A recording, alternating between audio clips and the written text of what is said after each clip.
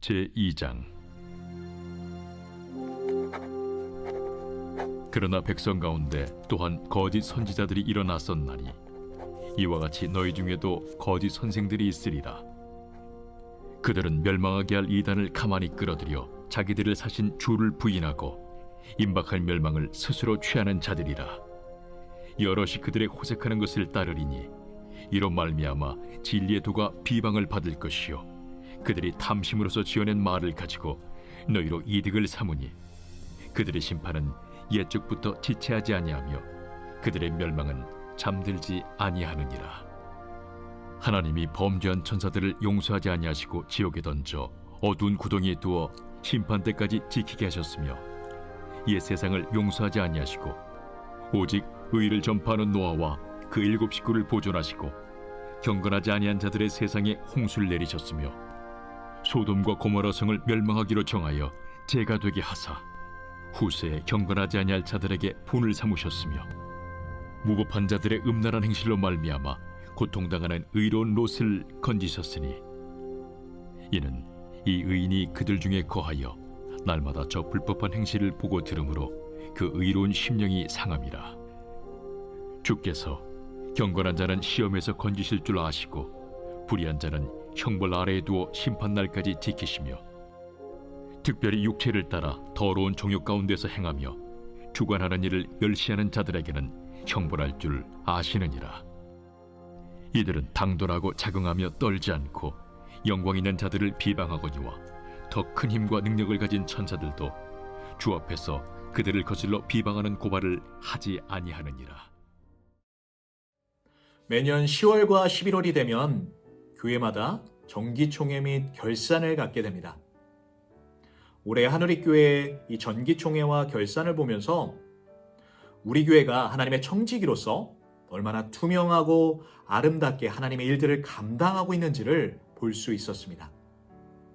매년 교회에 결산이 있는 것처럼 우리의 인생 가운데 결산의 때가 있습니다.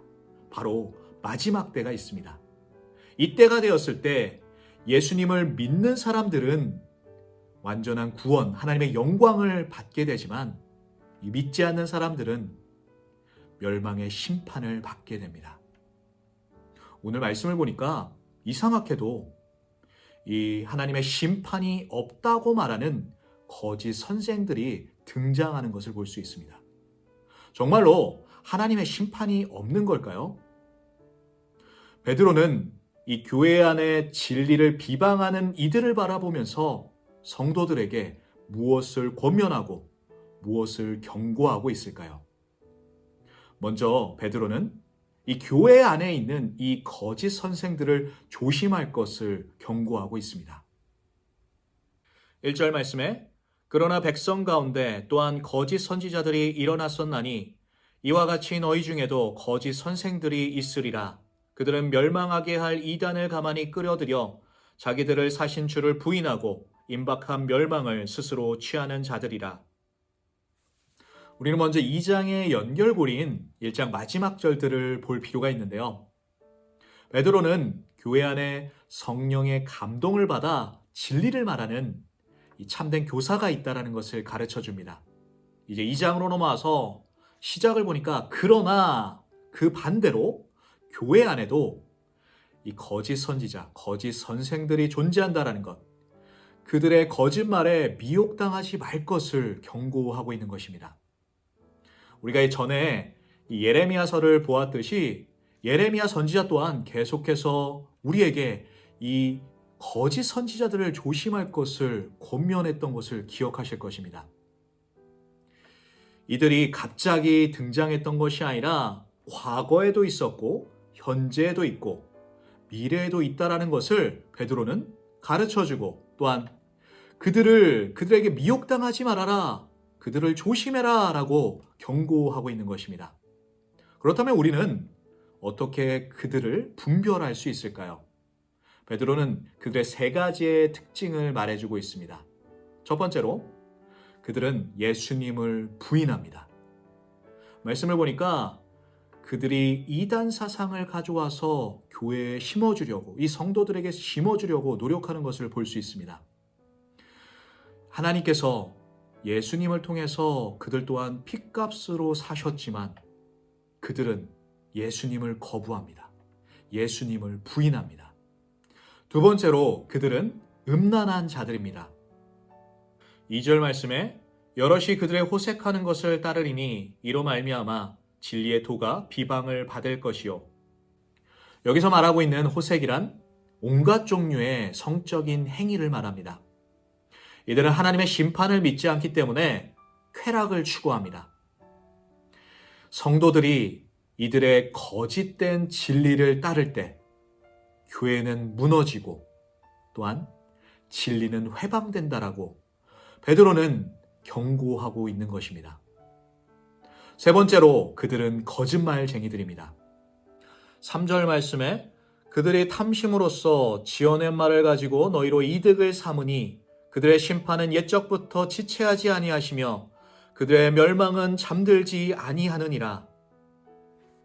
거짓 선생들은 자신의 탐심, 욕심으로 말미암아 우리에게 거짓말하고 우리의 것을 취하는, 우리의 것을 빼앗아 갑니다.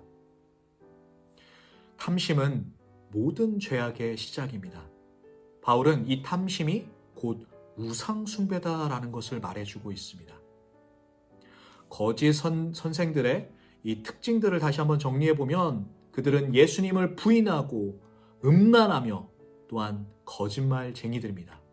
그들이 이럴 수 있는 것은 하나님의 심판이 없다라고 믿기 때문입니다. 이런 그들에게 베드로는 이야기합니다. 옛적부터 지체하지 않으시는 하나님의 심판이 너희들에게 있을 것이다. 그 증거로 세 가지를 말해주고 있습니다. 범죄한 천사들이 이 지옥에 던져져 심판의 때를 기다리는 것처럼 너희들은 심판의 때를 기다려야 한다. 또한 이 노아 때에 하나님께서 이 세상을 용서하지 않으시고 물로 심판하셨던 것처럼 너희들을 곧 심판하실 것이다. 마지막으로 소돔과 고모라와 같이 불로 그들을 심판하셨던 것처럼, 그들을 죄로 만드셨던 것처럼 그들에게 심판을 말씀하십니다. 베드로는 이 경건치 못한 이 거짓된 선생들에게 하나님의 심판이 있다라는 것을 강조하는 것 같습니다. 아니, 강조하고 있습니다. 하지만 베드로가 진짜로 우리에게 말해주고 싶은 것은 무엇일까요? 바로 우리에 대한 구원입니다. 하나님은 물로 이 세상을 심판하셨지만 노아와 7명의 식구들을 구원하셨습니다. 또한 이 소돔과 고모라를 이 불로 심판하셨지만 그 가운데 의로운 롯을 구원하셨습니다. 하나님은 이러한 증거들을 통해 우리를 구원하실 것을 말씀하고 있는 것입니다. 9절 말씀에 주님은 경건한 사람을 시련에서 건져내시고 불의한 사람을 벌하셔서 심판날까지 가두어 두실 줄을 아십니다. 10절과 11절 말씀을 보면 이 거짓 선생들, 불의한 자들의 교만이 하늘을 찌르고 있다는 것을 보여주고 있습니다. 그들의 교만을 바라보는 하나님께서 9절 말씀에 그들을 심판하실 것과 멸망시키실 것을 말씀해주고 있습니다.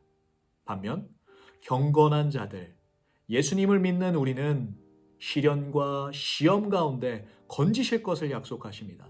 마지막 때에 하나님께서 우리에게 완전한 구원과 영광을 허락하실 것을 말씀하고 있는 것입니다. 그렇다면 우리는 이 거짓 진리, 그들에게 미혹되지 않기 위해서 어떻게 살아야 될까요? 미혹에 빠지지 말아야지라는 그 불안 가운데 조심하며 살아가기보다 진리이신 예수 그리스도를 바라보며 그분의 말씀 앞에서 세워져 가길 원합니다. 벌써 올 한 해가 다 끝나갑니다.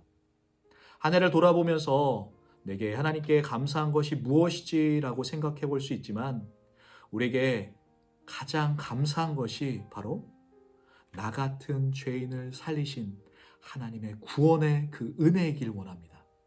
그 구원의 은혜를 다시 한번 회복하시고 주님의 그 첫사랑을 다시 한번 회복하셔서 이 미혹의 세대 가운데 주님의 말씀으로 세워져 가시는 저와 여러분이 되기를 축복합니다. 축복합니다.